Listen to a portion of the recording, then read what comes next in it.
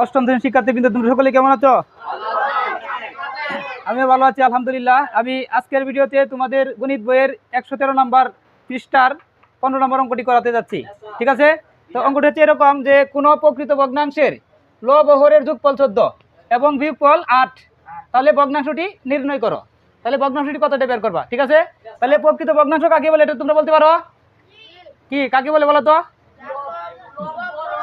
হর ছোট। ঠিক আছে, তাহলে যে ভগ্নাংশের লব বড় হর ছোট তাকে বলে প্রকৃত ভগ্নাংশ। ঠিক আছে? তাহলে আমি এভাবে ধরে নেই যে মনে করি ভগ্নাংশটির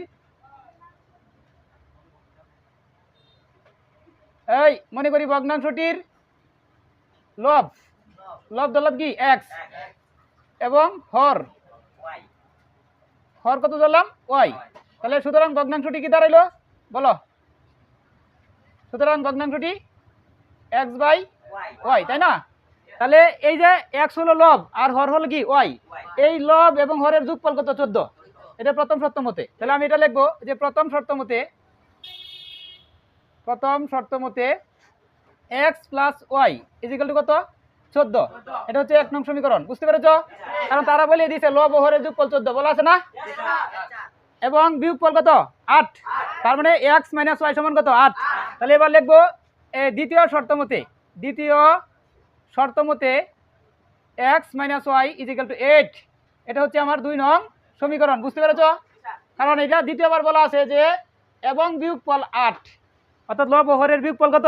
8। এই জন্য x মাইনাস y সমান কত? 8। বুঝতে পেরেছো?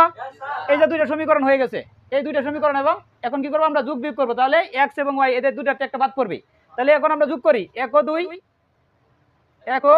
2, হ্যাঁ যোগ করে পাই। তাই 1 ও 2 যোগ করলে কি পাই দিই তো? 1 ও 2 যোগ করলে আমরা এই একের এখানে x এখানে x, কয়টা x হলো যোগ করলে? 2টা x হলো। তাহলে 2x যোগ করলে কি পাই? 2x। আর এই y হলো প্লাসের, এটা মাইনাসের। ঠিক আছে, বাদ পড়লো, y বাদ পড়ে গেল। তাহলে আর 14 আর 8 কত হলো? 22 হলো, 22, তাই না? তাহলে এখানে লিখবো 22। তাহলে 2x ইজিক্যাল টু 22। ঠিক আছে, বা x ইজিক্যাল টু আমরা এই 22কে কি করব? 2 দ্বারা ভাগ করব। সুতরাং x এর ভ্যালু কত হবে? 11। x এর মান কত হবে? 11। তার মানে ভগ্নাংশটির লব হয়ে গেল 11। x এর মান পাইলাম। x কি ছিল? ভগ্নাংশটির কি ছিল? লব। তাহলে লব পেয়ে গেছি কত? 11। এবার x এর মান 1 নং সমীকরণে বসিয়ে দিব। এখানে লিখি x এর মান 1 নং এ বসিয়ে পাই। 1 নং এ বসিয়ে পাই। তাহলে 1 নং এ বসিয়ে পাই। x এর মান 1 নং এ বসাই। x এর মান কত? 11। এই 11 1 নং এ বসাবো। 1 নং সমীকরণ আমার কি ছিল? x প্লাস y ছিল, তাই না?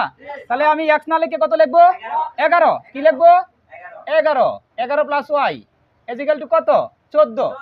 বুঝতে পেরেছো? এখানে আমি x লিখি নাই, x এর মানটা লিখছি। এখানে তো আমি তাই বলছি x এর মান 1 নং এ বসিয়ে পাই। তাহলে x না লিখে কত লিখতে হবে? 11 প্লাস y সমান কত? 14। বা এখানে থাকবে, এদিকে y থাকবে, আর এদিকে 14 মাইনাস 11। এই 11 ওই পাশে গেলে চিহ্ন পরিবর্তন হবে। এই পাশে 11 আছে প্লাসের, আর ওই পাশে গেলে কি? মাইনাসের। আমরা জানি সাইড পরিবর্তন করলে চিহ্ন পরিবর্তন, তাই না? তাহলে সুতরাং এই y ইজিক্যাল টু এই 14 থেকে 11 গেলে কত থাকে? 3 থাকে। তার মানে y এর মান 3। তাহলে yটা আমার ভগ্নাংশের কি ছিল? হর। তাহলে হর পেয়ে গেলাম কত? 3। আর লব কত পেলাম? 11। তাহলে সুতরাং ভগ্নাংশটি কি দাঁড়াইলো বলো? 11/3। এই ভগ্নাংশটি নির্ণয় করার কথা বলা হয়েছিল। বুঝতে পেরেছো? এবার তুমি একটু পরীক্ষা করো, এই যে লব এবং হরের যোগফল 14 কিনা? 11 আর 3 এর যোগফল কত হইলো? প্রথম শর্ত মিলছে। আর দ্বিতীয় শর্তে বলা 3 এদের বিয়োগফল 8। তাহলে 11 থেকে 3 গেলে 8, এই শর্ত মিলছে। ঠিক আছে, তাহলে এটি হচ্ছে এই অঙ্কের আনসার। বুঝতে পেরেছো? সকলে বুঝতে পেরেছো? ঠিক আছে, সকলকে ধন্যবাদ।